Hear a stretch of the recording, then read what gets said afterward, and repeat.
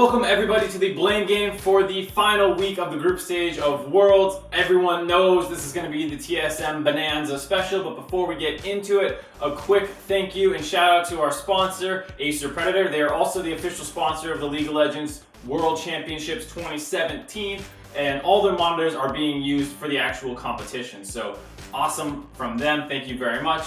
But without further ado, let's get into it. After TSM has failed yet again to escape the group stage of Worlds, Reddit was blowing up about just about everything to do with TSM. The draft, Parth, Sven, Doublelift, Bjergsen, everyone took some heat.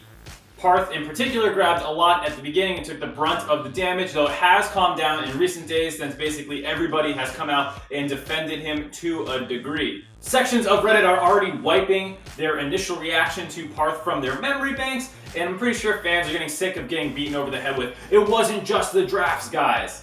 There's also a ton of specific video breakdowns done and VOD reviews and analysis, so I'm going to try and keep this a little bit more high level, and that means most of the visuals in this will be stats and random footage, not really game breakdowns. To start, I want to talk about something that I already brought up on Reddit once, but I'm going to do it again, and I will beat to death until it becomes the prevailing sentiment around drafting, and it is that the coach is not solely responsible for drafts. Look at Parth's episode on the dive.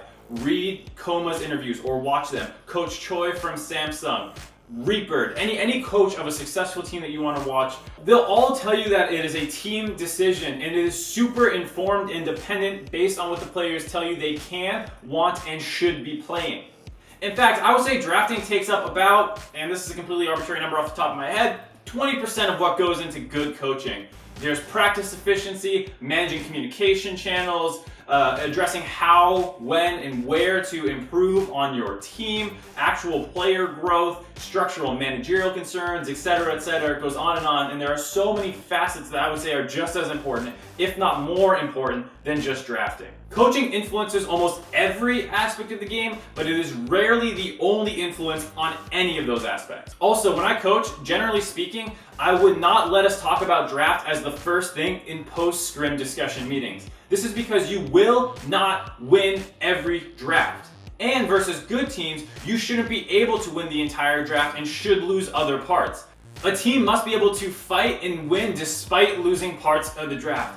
Look at your gameplay first and learn everything that you can about what you did right and wrong, and then look at what adjustments you can make in the draft to avoid some of those pitfalls if they're too difficult. This is important because in League of Legends, a single bad decision from a single player early on in the game can completely invalidate one of your draft win conditions. A Jace gets ganked early on, dies to an enemy tank, and loses all their sums while the enemy tank keeps his. Guess what? Your topside win condition is now completely dead 2 minutes into the game.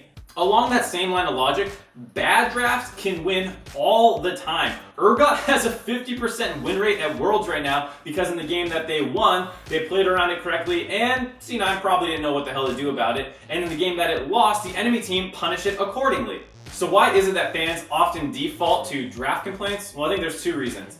First up, because the broadcast team very understandably talks about it all the time. And two, in hindsight, it's very easy to look back at a failed win condition and say, they shouldn't have even gone for it, as opposed to, that win condition failed because they had a 7-minute gank timing window against the cleanseless enemy mid laner and point and click reliable CC in the lane and didn't really look for any ganks, and they also didn't track the wards around the mid lane very well or fight for vision and these kinds of in-game reasons that a win condition failed. So as we move into the specifics of TSM's draft, yes, I probably agree with a lot of the complaints that you guys raised that there were issues. Over the course of these 7 games that they played, they probably made draft mistakes. They also probably made more than other teams in the tournament. Maybe you can even make that argument. There's also been a lot of draft criticism following this line of logic that TSM or whatever NA team shouldn't try and play those team comps because they're not good enough to execute on them. Overall, this is a really dangerous line of reasoning to take. If you're saying that overall NA teams are bad and should stick to playing the most stable meta picks in every position, then I think that's a terrible idea. But if you're saying you really need to play to your team's strengths, then that is something I absolutely agree with.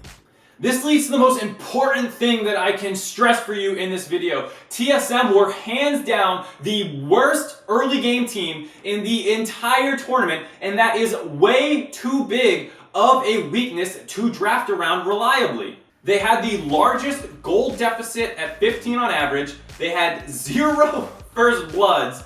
They had the second lowest first turret take, and they had the worst first 3 turret rate. They had a worse early game than Fenerbahce while being in an easier group. Now they're of course a better late game team than Fenerbahce, which is why they have some wins, but this is a team that was losing early games to Immortals in the NA finals and only came back in those games because Immortals was still throwing late back then.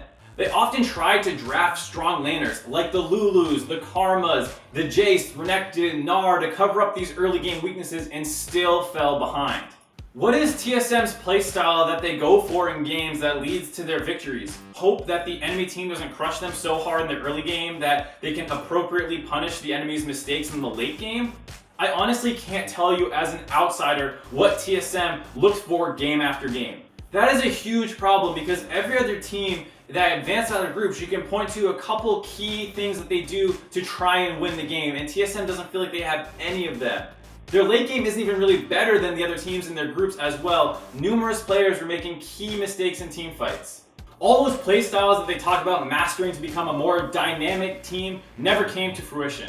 Why did Bjergsen have so many games on Galio if they were not going to pick it when it actually mattered? They were actually the ones banning it away most of the time. This was TSM's greatest problem. They wanted to be able to play a bunch of different styles, but actually couldn't execute on any of them. It's better to be a 3-dimensional team than a 1-dimensional team, but it's still better to have a dimension than none.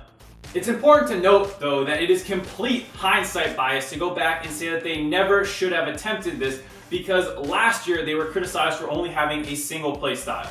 This is where the blame lies for me, that fundamentally the team did not improve over the course of a year, or they failed to show it on stage. Unfortunately, I can't tell you which of the two that it was. They had no clearly discernible play style, no proactivity, and the players were not even playing that well on an individual level. I agree, not all the drafts were great, but it is much less of an issue compared to their actual gameplay. If you want to hear more specific analysis on each game from all the teams that played in Week 2, check out our Greatest League talk show. It'll be linked at the end of the video or in the description below right now. The High 5 Comment of the Week Award is brought to you by my patron Nathan Korzaqua and goes to Metro Nay. God damn. That is the most number of upvotes I've ever seen on a single comment in this subreddit. I'm not sure how much the High 5 means in comparison, but I'll throw that one in there as well. That does it for this episode of The Blame Game. I'll be having one coming out on the first 2 matches of the quarterfinals sometime this weekend, so that one's going to be a little oddly timed. Make sure to keep an eye out for it. It'll also probably be a little less scripted and produced just due to the time constraints, but hopefully you guys still enjoy it. Until then, I need a haircut so bad. Look at this mop. What is this? It's gross.